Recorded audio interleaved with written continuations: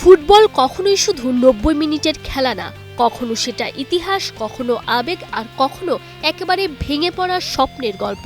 Severe মাঠে Copa del রের ফাইনালে ঠিক সবকিছুরই দেখা মিলল।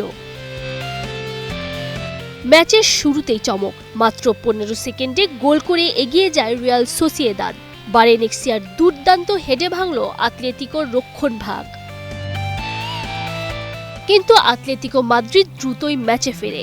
অতোয়ার গ্রিজম্যানের তৈরি করা আক্রমণ থেকে লুকম্যানের দুর্দান্ত ফিনিশিংয়ে সমতা।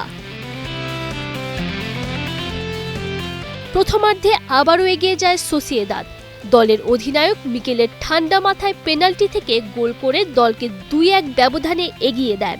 দ্বিতীয়ার্ধে আতলেতিকো মাদ্রিদের চাপ বাড়তে থাকে, সুযোগ তৈরি হয় একের পর এক, কিন্তু সোসিয়েদাদের রক্ষণ ছিল দৃঢ়।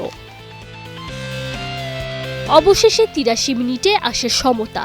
আর্জেন্টাইন ফরোয়ার্ড হুলিয়ান আলভারেজ দারুণ এক ফিনিশিংয়ে স্কোর লাইন করেন ২-২। ম্যাচ চলে যায় অতিরিক্ত সময়ে দুই দলেরই জয়ের সুযোগ এসেছে। সবচেয়ে বড় মুহূর্ত আসে ৯৮ মিনিটে, যখন সোসিয়েদাদের দুইটা শট টানা দুইবার রুখে দেন আতলেতিকোর গোলরক্ষক হুলিয়ান মুসো। অবিশ্বাস্য ডাবল সেভ।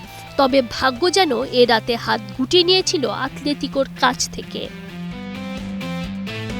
শেষ পর্যন্ত ম্যাচ গড়ায় টাই ব্রেকারে, যেখানে চাপ সামলাতে ব্যর্থ হয় আতলেতিকো। তাদের প্রথম দুই শটই ব্যর্থ হয়, আর রিয়াল সোসিয়েদাদ ৪টা সফল শটে ৪-৩ ব্যবধানে নিশ্চিত করে শিরোপা। ৫ মৌসুম পর আবারও কোপা দেল রে জিতল রিয়াল সোসিয়েদাদ, আর আতলেতিকো মাদ্রিদের জন্য এটা হয়ে থাকলো আরও একটা হারানো ফাইনাল, যেখানে লড়াই ছিল প্রত্যাবর্তন, কিন্তু শেষ হাসিটা হাসল রিয়াল সোসিয়েদাদই। Tanzim Oishi, Star news.